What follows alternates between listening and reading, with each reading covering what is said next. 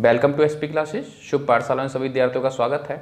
आज हम banking chapter पढ़ रहे हैं जिसमें हम व्यापारिक बैंक और केंद्रीय बैंक के बारे में जानना है।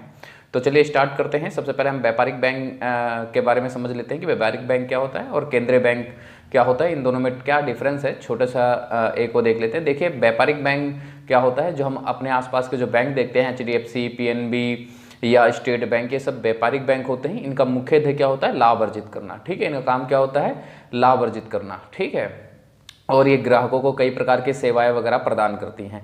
वहीं पे केंद्रीय बैंक क्या होता है, केंद्रीय बैंक का आम जनता से के साथ डायरेक्ट कोई लिंक नहीं होता है, उनका बैंक के साथ बैंक का लिंक होता है। और केंद्रीय बैंक जो होता है सारे बैंकों का हेड होता है। ठीक है, जो कि कह सकते हो कि सारे बैंकों को रेगुलेट करता है, एक तरह से सारे बैंकों पे कंट्रोल रखता है।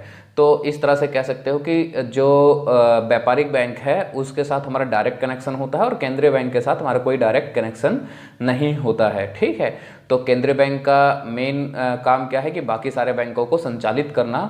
ठीक है, उनके लिए कुछ रूल्स रेगुलेशन बनाना। वहीं पे व्यापारिक बैंकों का मुख्य ध्येय क्या है कि लाभ अर्जित करना और हमको कुछ सेवाएं प्रदान करना। ठीक है, तो अभी ज़्यादा व्यापारिक बैंक के बारे में ज़्यादा टॉपिक तो इसमें है नहीं, इस बार आपके सिलेबस में ज़्यादा कुछ दिया नहीं गया है, परंतु शाख का सृजन दिया गया है व्यापारिक बैंक का। वहीं पे केंद्रीय बैंक की अगर बात करें हम, तो केंद्रीय बैंक के लिए आपके सिलेबस में उनके फंक्शन वगैरह दिए गए हैं।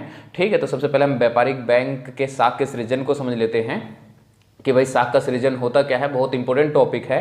तो देखिए, मुद्रा का निर्माण या शाख का सृजन क्या होता है, जरा इसको समझ लीजिए। ठीक है, इंपॉर्टेंट टॉपिक है। तो देखिए क्या है कि भाई ये वाणिज्यिक बैंकों की महत्वपूर्ण गतिविधियों में से मुद्रा सृजन की प्रक्रिया द्वारा व्यापारिक बैंक शाख के सृजन करने में सक्षम होते हैं। मतलब कि सिंपल सी बात है कि शाख मतलब यहाँ पर लोन से है, उधार से है। तो एक व्यापारिक बैंक किस प्रकार से उधार देता है, किस प्रकार से जो पैसे जमा होते हैं, डिपॉजिट होता है, उसको किस प्रकार से रोटेट करता है, घुमाता है, ये सारी चीज़ें हम शाख के निर्माण में या मुद्रा के सृजन में पढ़ेंगे। परंतु इसको समझने से पहले आप सबको दो अजम्पशन समझने हैं। अजम्पशन मतलब दो मान्यताएं रखनी है। ठीक है, नहीं तो क्या होगा कि आप सबके दिमाग में कई सारे प्रश्न उठेंगे कि ऐसे कैसे हो सकता है, ऐसे कैसे हो सकता है। तो उन सारे प्रश्नों को खत्म करने के लिए दो मान्यताएं हैं। ठीक है, सबसे पहली बात तो ये कि समस्त वाणिज्यिक बैंकिंग व्यवस्था एक इकाई है। कहने का मतलब यहाँ पर ये है कि जितने भी बैंक हैं, जैसे मैंने बताया व्यापारिक बैंक क्या होते हैं भाई, HDFC, PNB, स्टेट बैंक, ये सारे व्यापारिक बैंक है। ठीक है, तो ये सारे बैंक जो हैं एक इकाई है। इसका मतलब ये हो गया कि अगर कोई भी व्यक्ति किसी भी बैंक में ट्रांजैक्शन करता है तो एक ही जगह माना जाएगा। ठीक है, एक ही जगह माना जाएगा, मतलब किसी बैंक में मान लीजिए, ठीक है, एक ही जगह माना जाएगा। मतलब किसी व्यक्ति ने PNB में अगर पैसे जमा किए हैं और किसी ने स्टेट बैंक में जमा किए हैं तो ये सब एक ही जगह माना जाएगा। ठीक है, नहीं तो ऐसे क्या होगा, बहुत सारे प्रश्न आपके दिमाग में उठेंगे। जब मैं इसको समझाऊंगा तो कैसे कैसे प्रश्न उठ सकते हैं वो भी बताऊंगा। एक अर्थव्यवस्था में सभी प्राप्तियां भुगतान बैंकों के माध्यम होते हैं। मतलब कि जितने भी ट्रांजैक्शन है, जो कुछ लेन देन हो रहा है वो बैंकों के माध्यम से होता है। ठीक है, अब क्या नाम है, सभी भुगतान अर्थात सभी भुगतान चेक द्वारा होते हैं और सभी प्राप्तियां बैंकों में जमा कर दी जाती है। सिंपल सी बात है, इसको इस तरह समझ लिए कि अगर एक बैंक जो है क्या नाम है, कोई भी प्राप्त कर रहा है, कुछ भी जो भी ट्रांजैक्शन चल रहा है तो उसी बैंक से चल रहा है। अगर एक शॉपकीपर है, एक दुकानदार है, अगर वो कोई ट्रांजैक्शन भी कर रहा है तो अंततः आपको दिमाग में ये रखना है कि भाई अंततः क्या होगा, पैसा जो आ जाएगा वो बैंक के अंदर ही आएगा। ठीक है, चाहे वो दुकानदार जमा करे, ठीक है, या चाहे हम जमा करें, कोई भी। अगर मैंने दुकानदार से कोई कुछ लेन देन की है, कुछ परचेज किया है, तो मतलब पैसा उसके पास गया। तो आपके दिमाग में ये रखना है कि भाई वो जो पैसा है बाद में दुकानदार भी बैंक में जमा कर देगा, मतलब पैसा जो है बैंक में वापस आ जाएगा। तो ये दो मान्यताएं हैं, इन दोनों मान्यताओं को अपने दिमाग में रखिए, तभी समझ में आएगा कि भाई जो व्यापारिक बैंक है वो शाख का सृजन किस प्रकार से करता है। नहीं तो इससे क्या होगा, बहुत सारे प्रश्न आपके दिमाग में हो सकते हैं। अब देखिए कि भाई शाख के सृजन के लिए आपके पास दो तीन चीज़ें होनी चाहिए। सबसे पहली बात तो एक इनिशियल डिपॉजिट होना चाहिए, मतलब कि प्रारंभिक जमा होनी चाहिए। ठीक है, और दूसरी बात जो है वो होनी चाहिए LRR। ठीक है, LRR। ठीक है, अब ये LRR क्या होता है, लीगल रिजर्व रेशो। ठीक है, लीगल रिजर्व रेशो मतलब कि इसको लीगल रूप से बैंक में जमा करना पड़ता है। तो इसको हम लीगल रिजर्व रेशो कहते हैं। ये दो चीज़ों से बना होता है, एक होता है CRR, ठीक है, और एक होता है SLR, ठीक है। CRR मतलब कैश रिजर्व रेशो और SLR मतलब स्टेटेड लिक्विडिटी रेशो, ठीक है। अब जरा इनको समझ लो, ये होता क्या है। लीगल मतलब तो आप सब समझते होंगे, लीगल रूप से मतलब वैधानिक रूप से क्या करना है, इसको आरक्षित करना है, मतलब कि बैंक में जमा करना है, ठीक है। तो इसको वैधानिक आरक्षित अनुपात भी कहा जाता है हिंदी में, ठीक है। तो ये ध्यान रखना। CRR देखिए क्या है भाई, CRR पहले समझ लीजिए थोड़ा सा, CRR क्या होता है, SLR क्या होता है, इन दोनों को मिलाकर क्या बनता है, LRR बनता है। इसको अच्छे से आप समझोगे जब हम नीचे केंद्रीय बैंक के फंक्शन पढ़ेंगे तो और अच्छे से समझोगे। अभी फिलहाल थोड़ा सा समझा देता हूँ। CRR जो डिपॉजिट होता है, जो जमा होता है बैंक में, उसका एक ऐसा पोर्शन होता है, एक ऐसा भाग होता है जो कि जो कमर्शियल बैंक है, मतलब व्यापारिक बैंक है, उनको RBI में जमा करना पड़ता है, ठीक है। जो डिपॉजिट होता है, डिपॉजिट का कुछ % होता है जो RBI डिसाइड करती है। उसके बाद SLR क्या होता है, स्टेटेड लिक्विडिटी रेशो।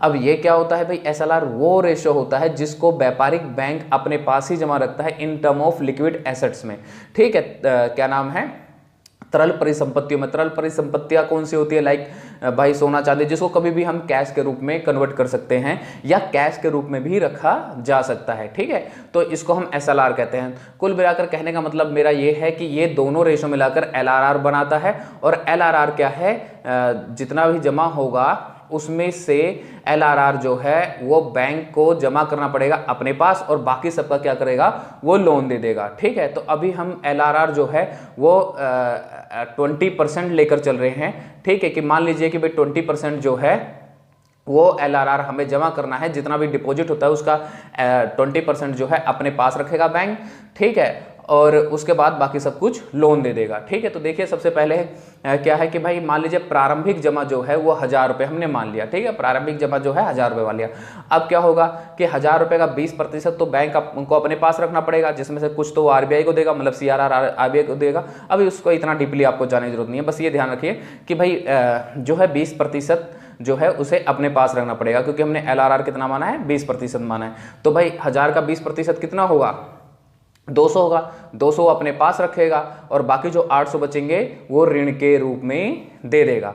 अब क्या होगा, ये 800 रुपये फिर उसी बैंक में आ जाएंगे, ठीक है। अब फिर से ध्यान रखिए, हमने अजम्पशंस क्या माना था कि भाई पहला अजम्पशन हमने माना था कि सारे बैंक्स जो हैं एक यूनिट है, मतलब कि सभी बैंक जो है एक इकाई हैं। तो अब यहाँ पर प्रश्न यही नहीं कर सकते कि आप कि भाई मैंने तो क्या नाम है पंजाब नेशनल में जमा किया पैसा, किसी ने HDFC में किया था, तो उसी जगह कैसे आ रहे हैं, ठीक है। तो हमने ये अजम्पशन मान रखा है कि सारे बैंक जो है एक यूनिट है।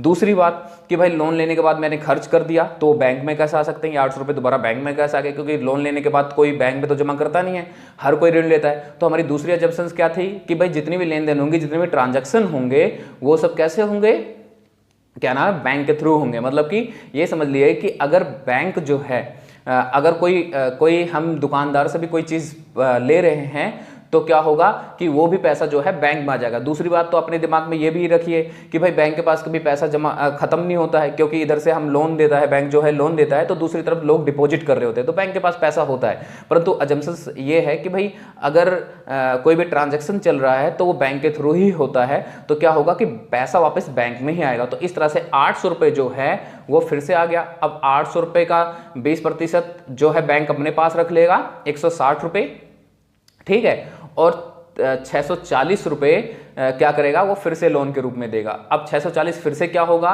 कि यहाँ पर आ जाएगा, और 640 का 128 रुपये बैंक को अपने पास रखना पड़ेगा, ठीक है, LRR के रूप में, और 512 रुपये वो फिर से लोन के रूप में देगा। अब मेन बात है कि ये प्रोसेस कब तक चलेगा, ये प्रोसेस कब तक चलेगा, मीन्स कहने का मतलब है कि ये पैसा जो 1000 रुपये जो प्रारंभिक डिपॉजिट था, इसको कब तक घुमाया जा सकता है। तो ये जो होता है डिपेंड करता है जो मुद्रा है, मुद्रा के गुणक पे। और मुद्रा का गुणक क्या होता है जरा समझ लीजिए, ठीक है, नीचे और डीपली समझोगे, ठीक है। मुद्रा का गुणक क्या होता है, ठीक, मुद्रा का गुणक मतलब होता है 1/LRR, ठीक है। 1/LRR मतलब कि भाई सीधी सी बात है कि आप इस इनिशियल डिपॉजिट मतलब प्रारंभिक जमा का आप कितने गुना तक घुमा सकते हैं पैसा, कितने गुना तक पैसा दे सकते हैं। कहने का मतलब यहाँ पर यह है कि देखिए हमारा LR कितना था, 1/20%, ठीक है 1/20%। अब ये 20% जो है, ठीक है 20%, 1/20% का कितना आ गया 5 आ गया, ठीक है सिंपल 1/20% का कितना आ गया 5। तो अब आप इसको 5 से गुना करोगे, ठीक है, तो इसका 5 गुना कितना आएगा 5000 आएगा, ठीक है, इसका 5 गुना कितना आया 5000 आया, जो कि मैंने ये नीचे लिख रखा है, ये आया 5 गुना क्या है भाई 5000। तो जब तक ये इस 1000 रुपये को तब तक घुमाया जा सकता है जब तक ये सारा प्लस करके, ठीक है 5000 तक नहीं पहुंच जाता, ठीक है, तब तक ये क्या है 1000 को घुमाया जाता है। इसी को कहते हैं हम क्या नाम है मुद्रा का सृजन कह सकते हैं, या साख का निर्माण कह सकते हैं, या साख का सृजन कह सकते हैं। बैंक इस प्रकार से लोन का प्रोसेस करता है, ठीक है। अब देखिए ऋण का 5 गुना कितना हो जाएगा, इसका ऋण का 5 गुना 4000 हो जाएगा, और इसका कितना हो जाएगा 1000, मतलब 1000 रुपये बैंक के पास जमा रह गए, ठीक है, 4000 उसने लोन दे दिया। अब देखने वाली बात है, देखो साख का सृजन उसने कैसे किया, जमा सिर्फ 1000 रुपये हुए थे और उसने लोन के रूप में कितना दिया 4000 दिया, यही बैंक का साख का सृजन है, ठीक है। तो इसी को ही हम कह सकते हैं मुद्रा का सृजन, साख का सृजन, किसी भी नाम से आ सकता है क्वेश्चन, ठीक है 1 मार्क्स में आएगा। तो 1 मार्क्स के लिए कुछ क्वेश्चन में जैसा डिस्कस कर लेते हैं। तो सबसे पहला बात तो ये होगी कि भाई मुद्रा के गुणक का फॉर्मूला क्या है, तो वो है 1/LRR, ठीक है, मुद्रा के गुणक का फॉर्मूला, ठीक है। इसके दो अजम्पशंस कौन कौन से हैं, तो हमने अजम्पशंस की बात कर ली थी, ठीक है। यहाँ पर ऊपर जो है ये अजम्पशंस है कि भाई सारे जो बैंक हैं वो एक ही इकाई मानी जाएगी, ठीक है। दूसरी बात, कोई भी ट्रांजैक्शन होता है बैंक से, लेन देन होता है, कोई भी प्राप्ति या भुगतान होता है तो बैंक के माध्यम से ही माना जाएगा। तो एक मार्क्स में ये क्वेश्चन आ सकता है, ठीक है। ये सारा प्रोसेस जो मैंने लिखा हुआ है ये तो मैंने जो नीचे समझा दिया है उसी को ही थ्योरी रूप में लिख दिया है, ठीक है। जो आपके क्या नाम है, अभी तो कह नहीं सकते हैं कि ये ऐसा एग्जाम आएगा क्योंकि आपके फर्स्ट टर्म में 1 मार्क्स के क्वेश्चन आ रहे हैं, पर थोड़ा बहुत ध्यान रखना है कि भाई क्या नाम है मुद्रा का गुणक वगैरह कैसे निकालते हैं, ठीक है। तो अब देखिए मुद्रा गुणक क्या होता है, ठीक है। नेक्स्ट टॉपिक बहुत इंपॉर्टेंट टॉपिक है, 1 मार्क्स में पक्का आएगा, ठीक है। मुद्रा के गुणक से अभिप्राय व्यापारी बैंकों द्वारा दी गई आरंभिक जमाओं और वैधानिक कोष अनुसार के आधार पर साख का सृजन की प्रक्रिया है, ठीक है। तो वैधानिक कोषानुसार जो हमने LRR की बात की थी, ठीक है, उसी को हम वैधानिक कोषानुसार कहते हैं, ठीक है। तो उसके जो इनिशियल डिपॉजिट है, ठीक है, मतलब आरंभिक जो जमा की गई है, और LRR, इन दोनों पे ही साख का सृजन किया जाता है। इसी को ही मुद्रा का गुणक कहा जाता है, मतलब कि साख का सृजन कितने गुना किया जाएगा, ये होता है मुद्रा का गुणक। अब देखिए वैसे तो हम ऊपर निकाल ही चुके हैं, लेकिन अलग से देख लीजिए। देखिए मुद्रा का गुणक क्या होता है 1/LRR। अब मैंने जैसे कहा था कि भाई 20% मान लो LRR है मीन्स, या 0.2% लगा सकते हो, ठीक है। 20% मतलब 0.2% होता है, 20% मतलब क्या होता है 20%, ठीक है। इसका मतलब होता है 20/100, ठीक है। 20/100 क्या होता है भाई 0.2, ठीक है। जिन बच्चों को नहीं पता है वो ध्यान रखने कि भाई परसेंट का मतलब होता है कि भाई 100 में से, तो 20% मतलब 20/100, तो मतलब कि 0.2, ठीक है। और 0.2 को अगर 1 को 0.2 से डिवाइड करोगे तो आएगा 5, ठीक है। तो ये होता है मुद्रा का गुणक कि कितने गुना जो है वो पैसे जो प्रारंभिक जो जमा हुई थी उसको कितने गुना जो है घुमाया जाएगा। देखिए नीचे क्या है, ये दर्शाता है कि कोष में रखी गई मुद्रा, मतलब प्रारंभिक जो मुद्रा है जो जमा किया गया था, प्रत्येक इकाई से बैंक मुद्रा की 5 इकाइयों का निर्माण करने में समर्थ होते हैं, ठीक है। अब देखिए अगर मान लीजिए 1/10% है, ठीक है, 1/10% है, ठीक है। 1/10% मतलब भाई सीधी सी बात है, 10% क्या होगा 10/100, ठीक है, मीन्स क्या हो गया 0.1, और 0.1 को अगर 1/0.1 करोगे तो देखो क्या आएगा, देखिए जरा 1/0.1, तो इसका मतलब क्या हो गया 10 आ गया, ठीक है। इसका मतलब क्या हो गया 10 आ गया, ठीक है। तो कहने का मतलब ये है कि आप ये ध्यान रखो, 1 मार्क्स में क्वेश्चन ये भी आ सकता है कि गुणक मतलब कि जो LRR है उसके बढ़ने से, ठीक है, LRR के बढ़ने से हमारा जो गुणक है वो कम होता है, और LRR के कम होने से हमारा गुणक जो है वो क्या हो जाता है बढ़ जाता है। देखिए जब मैंने यहाँ पर 10% लिया था तो 10% लेने से क्या हुआ, हमारा गुणक जो है वो बढ़ गया ना, ठीक है। आज जब 20% है तो 5 आ रहा है, 10% है तो 10 आ रहा है, ठीक है। तो ध्यान रखिए 1 मार्क्स में आ सकता है क्वेश्चन कि भाई गुणक और क्या नाम है LRR का कैसा रिलेशन है। तो गुणक और LRR का क्या है, इनवर्स रिलेशन होता है। ठीक है, मतलब कि अगर LRR बढ़ेगा तो गुणक कम आएगा, LRR घटेगा तो गुणक क्या होगा, ज्यादा आएगा। तो 1 मार्क्स में बहुत इंपॉर्टेंट क्वेश्चन। तो केंद्रीय बैंक एक शीर्ष संस्था है जो कि देश के समस्त बैंकिंग और मौद्रिक ढांचे को नियंत्रित और नियमित और संचालित करता है। ठीक है, तो जितना भी बैंकिंग प्रणाली हमारे देश में चलती है, जो भी हमारे देश का मौद्रिक ढांचा है, उसको संचालित करने का काम जो है वो केंद्रीय बैंक का होता है। और केंद्रीय बैंक जो है उनके लिए नियम कानून वगैरह बनाता है। अब क्योंकि इस बार MCQ क्वेश्चन आने हैं तो हमने थोड़ा सा इसमें सन वगैरह भी देख लिया है कि भाई केंद्रीय बैंक कब स्थापित वगैरह किया गया है, कि 1 नंबर में ये क्वेश्चन आ सकता है। इससे पहले हमें इतना ज़्यादा ध्यान नहीं देना होता था, इससे पहले हम फंक्शन वगैरह देखते थे सिर्फ केंद्रीय बैंक का, लेकिन अभी 1 मार्क्स के क्वेश्चन हैं तो 1 मार्क्स के क्वेश्चन में हमें थोड़े सन वगैरह देखना होता है। तो देखिए क्या है कि RBI की स्थापना 1934 में पारित reserve bank of India act के अंतर्गत 1 अप्रैल 1935 में हुई थी। तो एक्ट कौन सा था, 1934 में पारित किया गया था, और जो है रिजर्व बैंक ऑफ इंडिया की स्थापना जो है 1 अप्रैल 1935 में की गई थी। ये ध्यान रखना, ये 1 मार्क्स में क्वेश्चन आ सकता है। उसके आगे देखिए क्या है कि भाई विभिन्न देशों में केंद्रीय बैंक विभिन्न नामों से जाना जाता है। जैसे भारत में तो पता ही है आप सबको कि भाई रिजर्व बैंक ऑफ इंडिया के नाम से जाना जाता है, और वहीं यूके में बैंक ऑफ इंग्लैंड, USA में फेडरल रिजर्व सिस्टम, ये अलग अलग देशों में अलग अलग नाम से जाना जाता है। परंतु लगभग सभी देशों में जो है केंद्रीय बैंक होता है, जो कि वहाँ के जो भी मौद्रिक ढांचा होता है उसको संचालित करता है। ठीक है, अब देखिए क्या है केंद्रीय बैंक के कार्य। ठीक, तो केंद्रीय बैंक के कार्य क्या है, मुद्रा प्राधिकारी, सरकार का बैंकर, बैंकों का बैंकर या पर्यवेक्षक, मुद्रा पूर्ति, साख नियंत्रक और विदेशी मुद्रा कोष का संरक्षक। तो ये सारी चीजें हमें आगे पढ़ना है भाई कैसे कैसे केंद्रीय बैंक जो है फंक्शन करता है, किन किन कार्यों को करता है।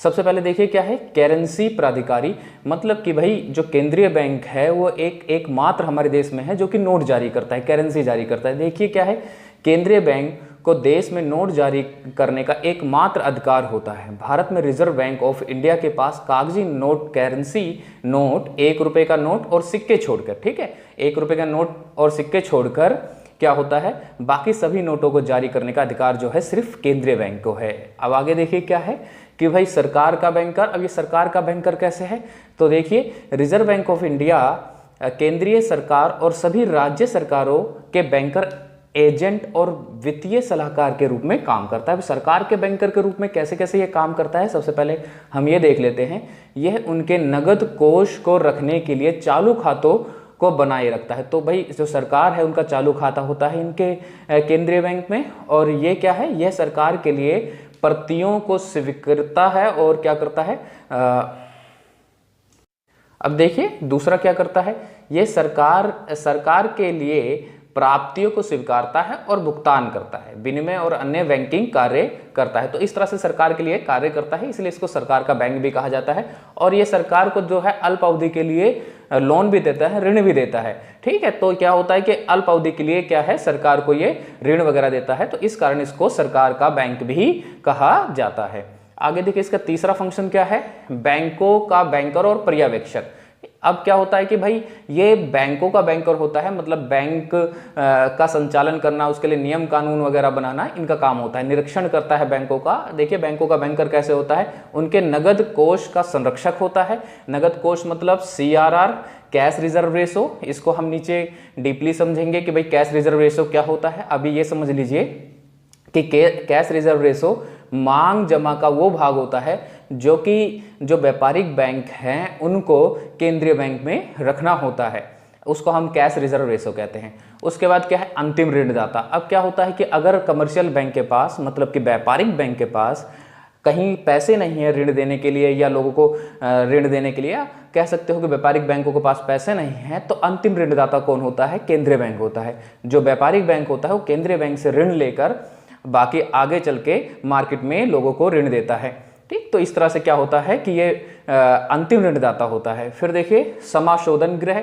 समाशोधन गृह का मतलब क्या होता है कि भाई केंद्रीय बैंक का ऐसा कार्य है जिसमें अगर दो बैंकों के बीच में डिस्प्यूट चल रहा है, किसी कारणवश कोई विवाद चल रहा है, तो उसको निपटाने का काम भी ये केंद्रीय बैंक करता है। तो इस प्रकार से कह सकते हो जो केंद्रीय बैंक है वो बैंकों का बैंकर होता है, मतलब कि उनको संचालित करने का काम करता है। अब आगे देखिए मुद्रापूर्ति और साख नियंत्रण। अब बच्चों को ये जो है पॉइंट बहुत ज़्यादा ध्यान रखना है, क्योंकि इसमें से काफ़ी ज़्यादा क्वेश्चन आते हैं और इसमें कई सारे पॉइंट्स हैं जिनमें MCQ बनता है। तो देखिए क्या है, सबसे पहले है रेपो दर या रेपो रेट। अब इसको समझिए क्या होता है। देखिए हमें क्या होता है कि जब हम किसी बैंक से लोन लेने जाते हैं तो हमें क्या होता है कि इंटरेस्ट रेट पे हमें लोन मिलता है। सीधी सी बात है कि हमें एक इंटरेस्ट देना होता है। परंतु क्या होता है कि जो ये व्यापारिक बैंक है ये भी लोन लेते हैं। अब ये व्यापारिक बैंक किससे लोन लेंगे? केंद्रीय बैंक से लेंगे। अब केंद्रीय बैंक अगर लोन देगा तो किसी ना किसी रेट पे तो देगा ना कोई तो पैसा उससे भी लेगा, कोई ना कोई ब्याज तो लेगा ही ना। तो उसको रेपो रेट कहते हैं, ठीक है, या रेपो दर कहते हैं। तो जिस दर पर केंद्रीय बैंक व्यापारिक बैंक को लोन देता है, ऋण देता है, उसको रेपो दर कहते हैं। और देखिए दूसरा क्या है, बैंक दर। अब ये बैंक दर क्या होता है? बैंक दर भी बिल्कुल उसी तरह से है रेपो दर के लिए कि भाई जिस दर पर क्या है केंद्रीय बैंक जो है व्यापारिक बैंक को लोन देता है उसको हम बैंक दर कहते हैं। अब एक प्रश्न ये उठ जाता है कि भाई इन दोनों में अंतर क्या है, कि भाई दोनों चीजें तो एक जैसी हो गई ना, है बच्चों। तो क्या है कि भाई अब इन दोनों में अंतर क्या है? तो इन दोनों में अंतर क्या है कि जो ये रेपो दर है इसमें जब केंद्रीय बैंक जो है लोन देता है व्यापारी बैंकों को तो वो शॉर्ट टर्म के लिए होता है, छोटे से अवधि के लिए होता है और इसके लिए उसे सिक्योरिटीज वगैरह की भी जरूरत नहीं होती है। लेकिन जब बैंक दर के लिए लोन देता है या बैंक दर पे लोन देता है केंद्रीय व्यापारिक बैंक को, तो क्या होता है एक लंबे पीरियड के लिए होता है, एक लंबे समय के लिए होता है। और इसमें क्या होता है जो व्यापारिक बैंक होते हैं उनको कुछ ना कुछ सिक्योरिटी रखनी पड़ती है केंद्रीय बैंक पे। तो ये अंतर है। बाकी दोनों में क्या है कि भाई दोनों एक ऐसा दर है जिस पर केंद्रीय बैंक जो है व्यापारिक बैंक को क्या करता है, ऋण देता है। ठीक, अब देखिए तीसरा क्या है, खुले बाजार की क्रियाएं। खुले बाजार की क्रियाएं क्या होती हैं? अब केंद्रीय बैंक क्या करता है कि कुछ प्रतिभूतियां होती हैं जिनको सेल करता है या परचेज करता है, मतलब खरीदता है या बेचता है, ठीक है, तो उसको हम खुले बाजार की क्रियाएं कहते हैं। अब इनका साख के नियंत्रण में कैसे इस्तेमाल किया जाता है हम आगे पढ़ेंगे, पहले इनका मतलब समझ लीजिए। अब देखिए क्या है वैधानिक कोष आवश्यकताएं।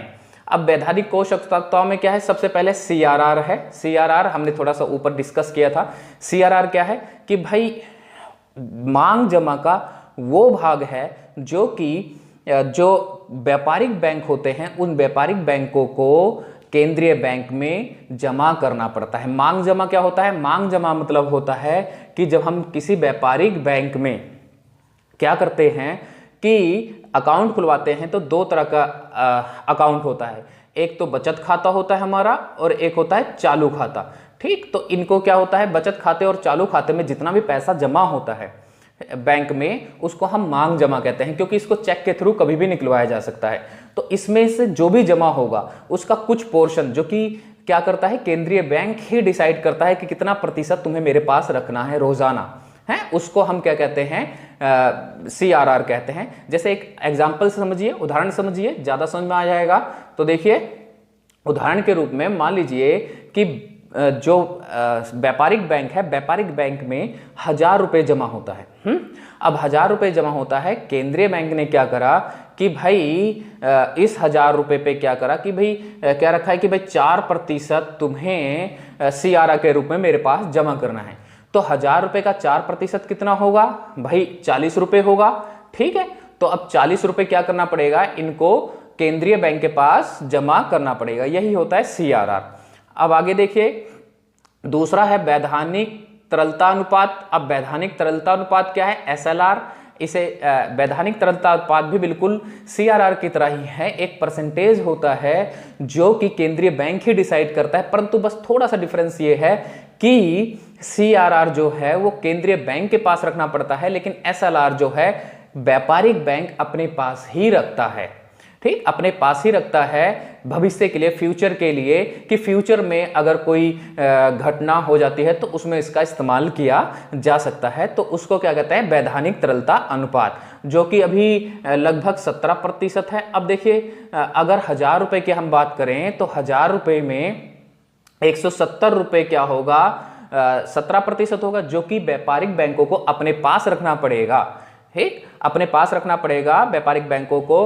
उसके बाद जो भी बच जाता है, सीआर और एसएलआर के बाद जो भी बच जाएगा उसको वो लोन के रूप में दे सकता है। तो ये होता है सीआरआर और एसएलआर। उसके बाद अगला पॉइंट देखिए क्या है, उसके बाद अगला पॉइंट है सीमांत आवश्यकता। अब सीमांत आवश्यकता क्या होता है, देखिए जब हम बैंक में जाते हैं तो होता क्या है कि हमें जब हम लोन लेते हैं तो हमें कुछ ना कुछ सिक्योरिटीज के रूप में रखना पड़ता है बैंक में, जमा करना पड़ता है। तो जितनी हम सिक्योरिटी रखते हैं, ठीक है, या प्रतिभूति रखते हैं, हिंदी में प्रतिभूति कहते हैं, जो भी हम रखते हैं, तो होता क्या है कि हमें उसमें से कुछ पैसे काट के तब जाकर लोन मिलता है, पूरा सिक्योरिटी के बराबर नहीं मिलता है, क्योंकि बैंक भी तो कुछ ना कुछ कमाएगा ना। तो उसी को सीमांत आवश्यकता कहते हैं। जैसे एग्जाम्पल के रूप में समझिए कि सीमांत आवश्यकता क्या होती है। देखिए सबसे पहले मान लीजिए कि हमने भाई 20,000 रुपए का हमें लोन चाहिए था, हमने 20,000 रुपए के लिए क्या करा, सिक्योरिटी कुछ रखी, कुछ भी सोना चांदी कुछ भी हमने रख दिया, हमने 20,000 रुपए का। अब बैंक क्या करेगा, 20 के 20,000 रुपए हमें थोड़ा ना दे देगा, उसका प्रॉफिट क्या होगा, तो इसमें से कुछ ना कुछ काट लेगा। मान लीजिए 20,000 की जगह उसने हमें 18,000 रुपए दिए, 20,000 का हमने सिक्योरिटी रखा था, हमने 18,000 का रुपए दिए, तो ये जो मार्जिन है कितना है, 2,000 रुपए। जो ये 2,000 रुपए मार्जिन है, इसी को सीमांत आवश्यकता कहा जाता है। अब ये इन सब का मतलब तो आप सबको समझ में आ गया होगा कि इन सब का अर्थ क्या होता है। अब हमें ये समझना है कि भाई ये साख को नियंत्रित कैसे करता है। तो सबसे पहले ये समझना जरूरी है कि भाई साख को नियंत्रित क्यों किया जाता है। तो देखिए जब अर्थव्यवस्था होती है तो अर्थव्यवस्था 3 कंडीशन में हो सकती है, 3 स्थितियां हो सकती हैं। सबसे पहले भाई ये हो सकता है कि AD इक्वल टू AS, मतलब कुल मांग कुल पूर्ति के बराबर हो, तो इसको संतुलन की स्थिति कहा जाता है। ये सबसे अच्छी स्थिति होती है। या इसके अलावा ऐसा भी हो सकता है कि भाई AD ज्यादा हो जाए AS से, मतलब कि कुल मांग ज्यादा हो जाए क्या है, पूर्ति से। तो क्या होगा, इस कंडीशन को अच्छा नहीं माना जाएगा, क्योंकि अगर मान लीजिए सीधी सी बात है, आप सब समझ सकते हैं कि भाई मांग ज्यादा है पूर्ति नहीं होगी तो कीमतें वगैरह बढ़ने लग जाएंगी, जो उत्पादक के पास स्टॉक होगा वो सब कम होने लग जाएगा, मांग ज्यादा है तो कीमत बहुत ज्यादा बढ़ने लग जाएगी, तो इस स्थिति को बहुत अच्छा नहीं माना जाएगा। उसके बाद तीसरी जो कंडीशन हो सकती है वो ये हो सकती है कि भाई AD कम हो जाए AS से, है, तो अब AD से कम हो जाएगी AS से, तो क्या होगा कि भाई जितनी सप्लाई है उतनी मांग ही नहीं हो रही है, तो क्या होगा कि जो उत्पादक है उसका स्टॉक बढ़ता जाएगा, कीमतें कम होते जाएंगी, स्टॉक बढ़ता जाएगा, उसका स्टॉक बढ़ता जाएगा, जो उसने बना रखा है जब वही मार्केट में नहीं आएगा, वही लोग नहीं डिमांड करेंगे, तो क्या करेगा कि भाई आगे बनाएगा ही नहीं। जब वो आगे प्रोडक्शन नहीं करेगा तो उसे लेबर की आवश्यकता नहीं होगी, प्रोडक्शन के लिए तो लेबर की चाहिए ना, तो आगे जब वो प्रोडक्शन ही नहीं करेगा, कोई उत्पादन ही नहीं करेगा, तो क्या होगा, उसे लेबर की आवश्यकता भी नहीं होगी, और लेबर की आवश्यकता नहीं होगी तो लेबर को निकालना शुरू कर देगा, तो इससे क्या होगी, बेरोजगारी बढ़ेगी। तो क्या होता है, सबसे अच्छी सिचुएशन जो मानी जाती है वो ये वाली मानी जाती है, जिसको हम संतुलन की स्थिति कहते हैं। तो जब संतुलन की स्थिति बिगड़ जाती है तब साख का नियंत्रण किया जाता है, चाहे वो मांग ज्यादा हो या मांग कम हो, कुछ भी हो, तो उस समय जो केंद्रीय बैंक है साख का नियंत्रण करती है। अब देखिए साख का नियंत्रण कैसे करती है ये जरा समझिए। तो अब क्या है, सबसे पहले हमने रेपो दर की बात की थी, तो मैंने बता दिया था रेपो दर होता क्या है, ठीक। तो अब क्या है ये समझिए कि भाई अगर AD ज्यादा है, अगर AD ज्यादा है AS से, तो होगा क्या कि भाई बहुत ज्यादा डिमांड हो रही है, और मार्केट में मनी की सप्लाई भी ज्यादा है, क्योंकि भाई मार्केट में पैसा है तभी तो लोग डिमांड कर रहे हैं ना। तो ऐसी कंडीशन में जो RBI है वो नहीं चाहेगा कि मार्केट में और पैसा जाए, तो क्या करेगा कि वो रेपो दर जो है वो बढ़ा देगा। अब बढ़ाने से क्या होगा जरा समझिए कि मान लीजिए 5% पे वो कमर्शियल बैंक को, व्यापारिक बैंक को लोन दे रहा था, 5% पे। अब व्यापारिक बैंक क्या करेगा भाई, उसे उसका काम तो लाभ कमाना है ना, तो वो हमें तो 5% पे देगा नहीं, हमें उससे तो ज्यादा पे ही देगा। तो मान लीजिए वो हमें 8% पे हमें लोन देता था, तो अब क्या होगा कि जब व्यापारिक बैंक क्या करेगा कि भाई जब 8% पे लोन देगा और वहां पर मान लीजिए ये 5% पे था, परंतु अब समझिए कि अगर मान लीजिए ये बढ़ जाए, अब रेपो दर मान लीजिए बढ़ा दिया गया, 10% कर दिया गया, अब व्यापारिक बैंक को 10% मिल रहा है, तो सिंपल सी बात है कि जब व्यापारिक बैंक को 10% पे मिल रहा है तो अब उसे लाभ अर्जित करना है, तो हमें क्या करेगा, उससे ज्यादा पे देगा। तो मान लीजिए हमें 13% पे लोन देता है, तो क्या होगा कि जब हमारा इंटरेस्ट रेट बढ़ जाएगा, मतलब व्यापारिक बैंक जो इंटरेस्ट रेट बढ़ा देंगे, तो लोग क्या करेंगे कि वो लोन वगैरह कम लेंगे और मार्केट में पैसे की सप्लाई जो है वो क्या हो जाएगी, कम हो जाएगी।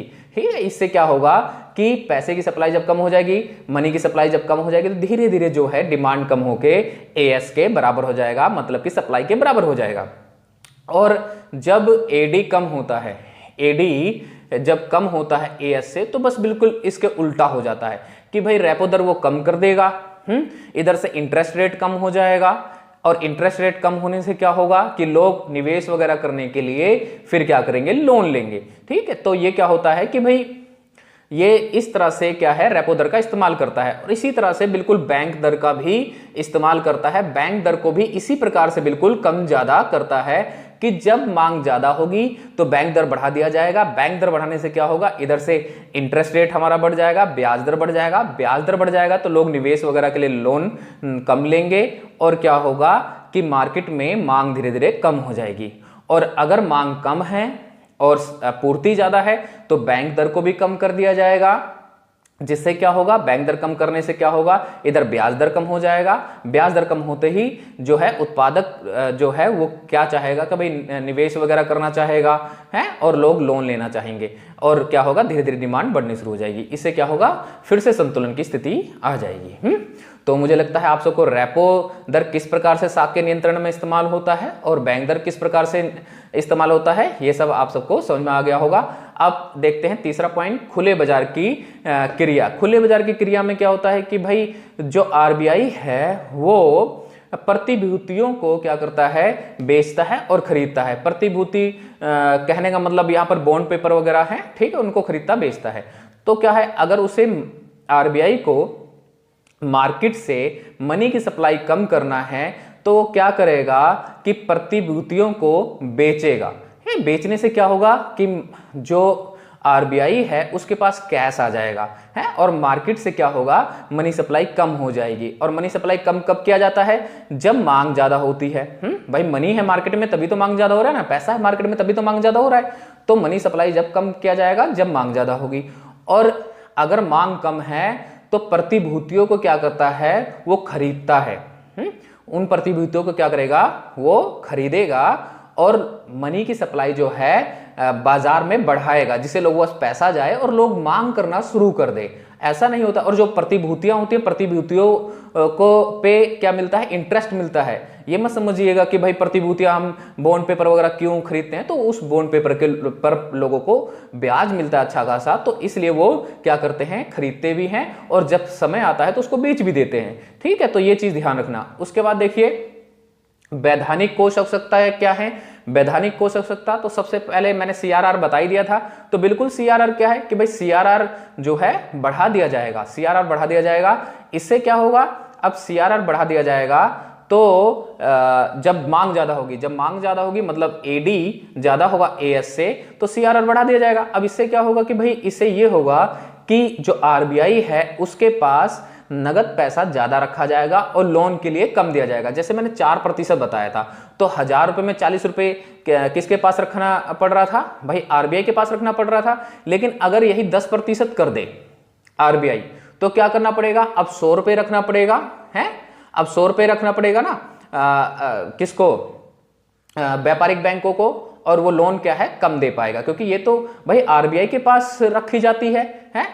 और अब देखिए एसएलआर के साथ भी बिल्कुल इसी तरह से है कि भाई अगर मांग ज्यादा है, अगर मांग ज्यादा है तो एसएलआर को भी बढ़ा देगा, मतलब वैधानिक तरलता अनुपात को भी बढ़ा देगा, जिससे क्या हो कि जो व्यापारिक बैंक है वो तरल रूप में भी जो परिसंपत्तियां है अपने पास रखे, जिससे क्या हो जाएगा कि फिर से वही है कि लोन कम दिया जाएगा। जहां मैंने 17% बताया था, वो अगर 20% कर दे तो 1000 रुपए का 200 रुपए होता है 20% है, तो 200 रुपए क्या करेगा, 200 रुपए और रखेगा अपने पास। 100 रुपए किसका हो गया, 100 रुपए सीआरआर और 200 रुपए किसका हो गया, एसएलआर का हो गया। तो इस तरह से 300 रुपए उसने रखा अपने पास है, 300 रखा और 1000 में से 700 बचे जो लोन के रूप में दे सकता है। लेकिन इससे पहले जब हमने डिस्कस किया था तो कितना था, 4% है। 4% का कितना था भाई, 40 रुपए थे।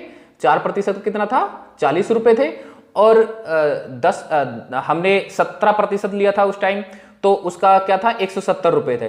तो कितना भाई 210 रुपए रख रहा था ना, 210 रुपए अपने पास जमा रखना था और बाकी सब कुछ लोन दे देना था। लेकिन अब क्या हुआ, बढ़ाने से क्या हो गया कि लगभग 300 रुपए वो अपने पास रख रहा है, 300 रुपए अपने पास रख रहा है और 700 रुपए लोन दे रहा है। तो यही काम होता है, जब मांग ज्यादा होती है तो वो CRR SLR भी बढ़ा देता है, जिससे क्या हो जाए कि मार्केट में पैसा कम जाए और जो डिमांड है वो धीरे धीरे कम होते हुए सप्लाई के बराबर हो जाए। और जस्ट अपोजिट कर देता है जब ये कंडीशन होता है कि भाई उन दोनों को घटा देता है, मतलब नगद कोष अनुपात घटा देगा, वैधानिक तरलता अनुपात घटा देगा, जिससे क्या हो जाएगा कि मार्केट में जो है मनी की सप्लाई बढ़ जाएगी और लोग डिमांड करेंगे और धीरे धीरे जो है डिमांड सप्लाई के बराबर हो जाएगा। ठीक, अब बात करते हैं पांचवें पॉइंट की, सीमांत आवश्यकता। सीमांत आवश्यकता के साथ भी बिल्कुल CRR SLR की तरह ही होता है। अगर ये सिचुएशन है तो सीमांत आवश्यकता बढ़ा दी जाएगी। मैंने क्या कहा था कि भाई 20,000 लिए थे तो उसमें से 2,000 उसने क्या करा था, रख लिया था अपने पास, है तो 18,000 लोन के रूप में दिया था। लेकिन अब क्या है, अगर मांग ज्यादा है तो क्या करेगा कि भाई 3,000 रुपए अपने पास रखेगा, कमर्शियल बैंक जो है 3,000 रुपए अपने पास रखेगा और 17,000 ही देगा लोन के रूप में, 17,000 ही देगा लोन के रूप में। ठीक, जिससे क्या हो जाएगा कि मार्केट से समझ लीजिए 1,000 रुपए और कम हो गए। और वहीं पे अगर ये सिचुएशन है, मतलब कि मांग कम है और सप्लाई ज्यादा है, तो क्या कर दिया जाएगा, जहां वो 2,000 रुपए रख रहा था अब 1,500 ही रखेगा और क्या करेगा, ज्यादा पैसा मार्केट में उतारेगा, जिससे क्या हो जाए, संतुलन की स्थिति प्राप्त हो जाए। तो इस तरह से इन टूल्स को इस्तेमाल किया जाता है। तो आई होप आप सबको ये समझ में आ गया होगा ये चैप्टर। चलिए आज के लिए इतना ही है, थैंक यू।